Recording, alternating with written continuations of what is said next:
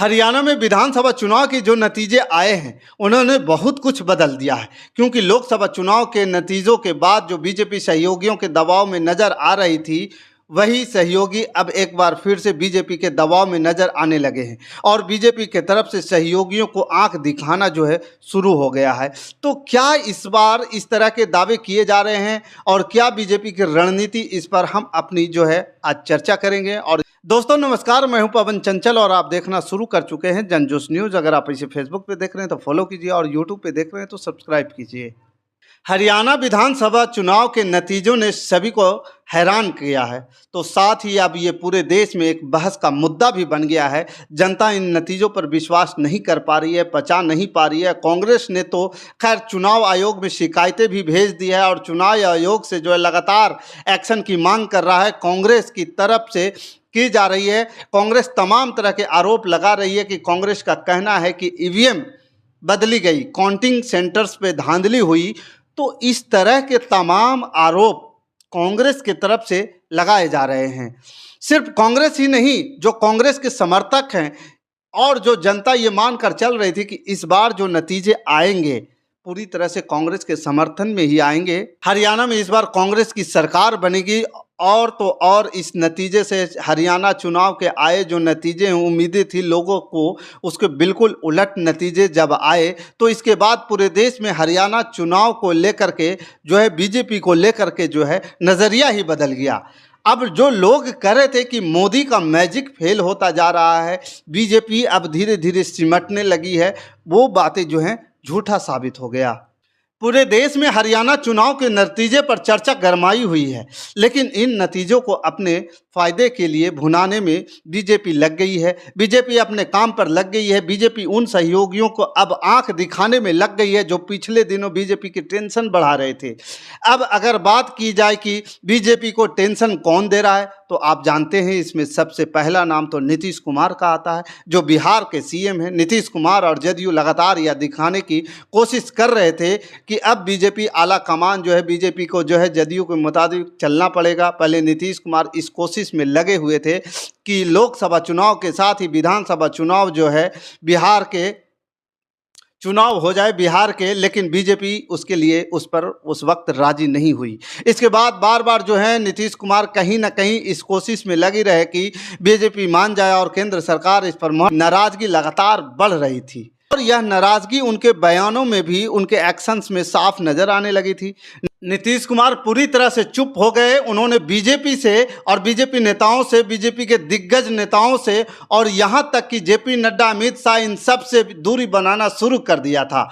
JP Nadda जब बिहार दौरे पर आए थे पिछले दिनों, तो यह मानकर चला जा रहा था कि उनकी मुलाकात नीतीश कुमार से ज़रूर होगी, लेकिन फिर खबरें आई कि नीतीश कुमार उनसे नहीं मिले और इसके बाद यह माना जाने लगा कि कुछ तो गड़बड़ चल रही है।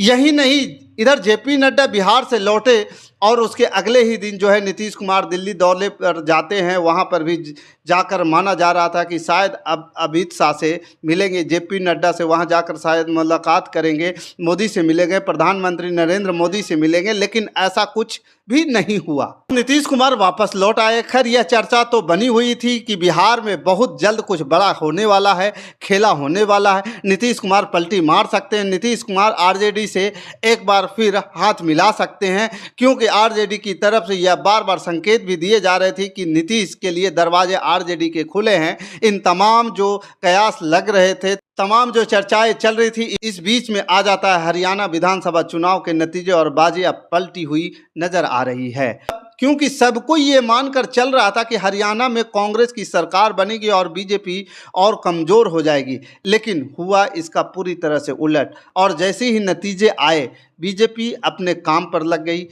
बीजेपी एक बार फिर से जो है अपने सहयोगियों पर हावी होने की कोशिश कर रही है और इसके लिए बीजेपी खुद से नहीं आ रही है फ्रंट में, वो अपने दूसरे सहयोगी को काम पर लगा रखी है। और इसका संकेत मिला जीतन राम मांझी के कुछ बयानों से। जीतन राम मांझी ने सीधे सीधे जो है नीतीश कुमार पर एक बड़े घोटाले का आरोप लगा दिया है और यह घोटाले का जो है आरोप लगाया, इसके बाद ही सियासत गर्मा गई है।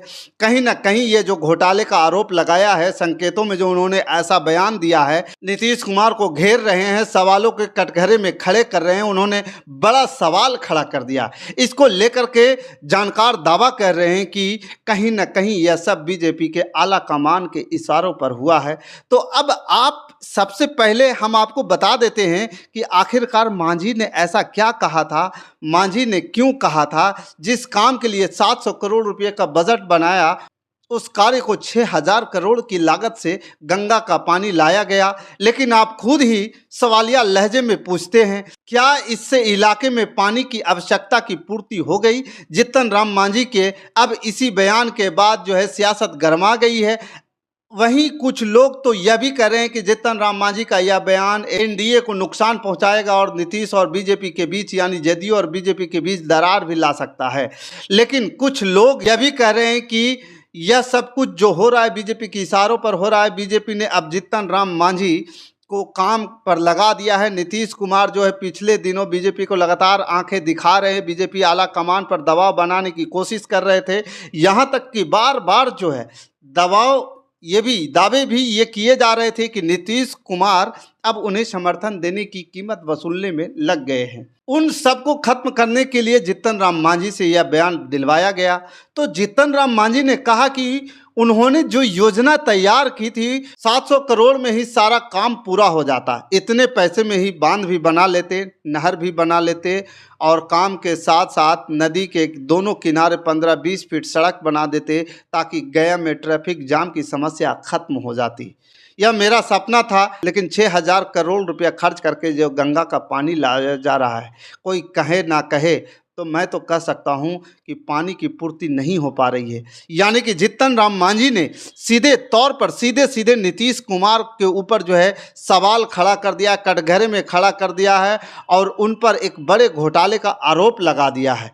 अब उनके बयान पर चर्चा हो रही है कि सवाल ये उठ रहे हैं कि अचानक जीतन राम मांझी को यह बातें क्यों ध्यान आ रहा है। सवाल इसलिए भी उठ रहे हैं क्योंकि 2 दिन पहले ही हरियाणा चुनाव के नतीजे आते हैं और 2 दिन बाद जो है जीतन राम मांझी की तरफ से यह बयान दिया जाता है। यह जो टाइमिंग है, इसने भी सवाल खड़ा कर दिया है, क्योंकि मांझी नीतीश के करीबी रहे हैं, आजकल वो बीजेपी के करीबी हैं।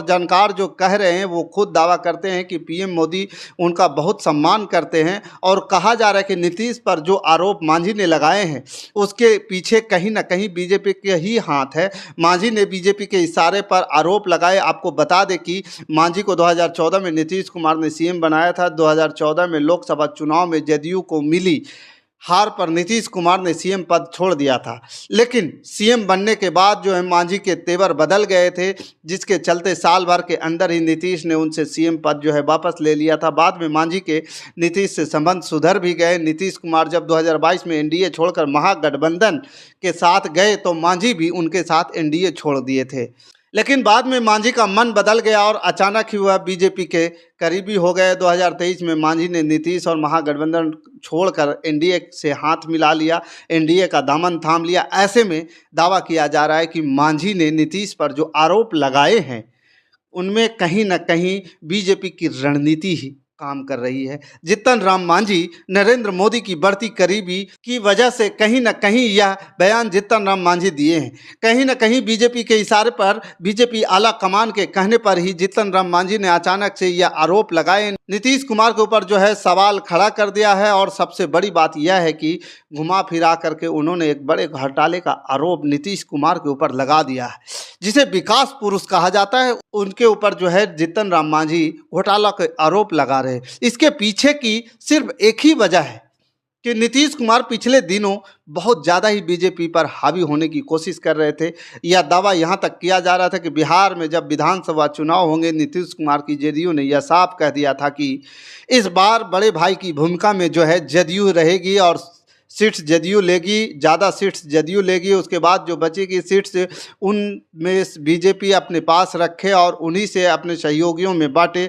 तो ये सारी बातें तो बीजेपी आला कमान की टेंशन बढ़ा रही थी। लेकिन इस बीच जब हरियाणा चुनाव के नतीजे आए और उसके बाद पूरी कहानी ही बदलती नजर आ रही है, नजरिया ही बदल रहा है। उन्होंने तो यहाँ तक के कहा कि मुख्यमंत्री नीतीश कुमार को भारत रत्न देना चाहिए, लेकिन एक शर्त भी उन्होंने रख दी। उन्होंने शर्त रखते हुए कह डाला कि नीतीश कुमार ने अच्छा काम किया, लेकिन जिन्हें भूदान में जमीन की पर्चा और सीलिंग का परवाना मिला, उन्हें ज़मीन नहीं दिलवा पाए। ज़्यादातर मामले में पर्चा का जो है ज़मीन पर माफियाओं का कब्जा है। तो पूर्व मुख्यमंत्री जीतन मांझी ने कहा कि नीतीश कुमार ने सभी मोर्चे पर अच्छा काम किया, लेकिन भूमि सुधार का काम ठीक से नहीं किए। मांझी ने आगे यह भी कहा कि हमने विधानसभा में इस मुद्दे को उठाया था। पर्चे की 70% जमीन जो है राजद के लोगों का कब्जा है और जमीन का सर्वे हो रहा है। नीतीश इस काम को अगर ठीक ढंग से निपटाएंगे तो हम भी भारत रत्न की अनुशंसा और समर्थन करेंगे। यानी कि केंद्रीय मंत्री जीतन राम मांझी ने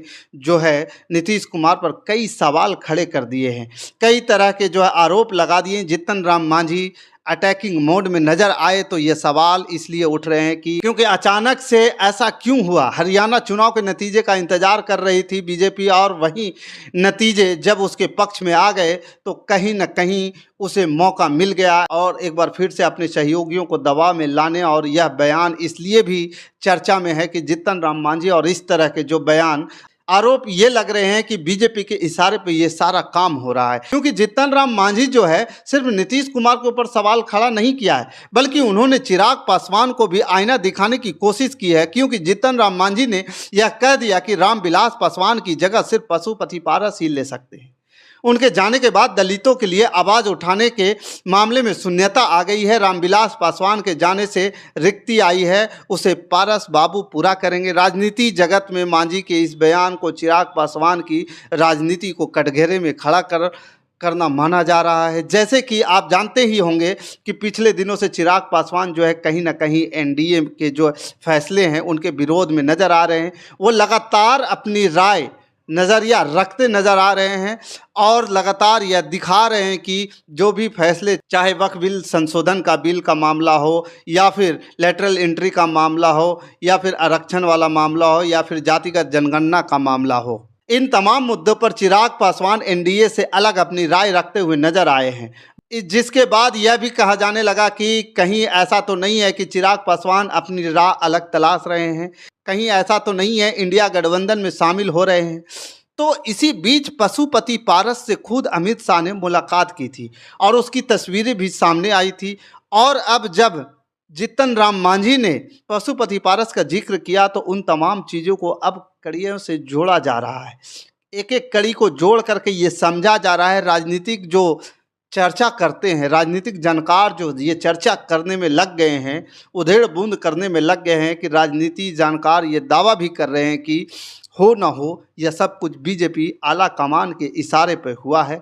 जीतन राम मांझी को यह काम दिया गया है कि सहयोगी जो है बहुत ज़्यादा बीजेपी पर हावी होने की कोशिश कर रहे थे, अब उन्हें दबाव में लाना जरूरी है, उनके अंदर डर बैठाना जरूरी है। इसलिए कहा जा रहा है कि बीजेपी काम पर लग गई है और हरियाणा चुनाव के जो नतीजे उनके पक्ष में आए हैं उसे अपने फ़ायदे के लिए भुनाने के काम पर अब बीजेपी लग चुकी है। तो अब देखना होगा कि बीजेपी की जिस कोशिश में लगी है उसकी एक कोशिश कामयाब हो भी पाती है या नहीं हो पाती है।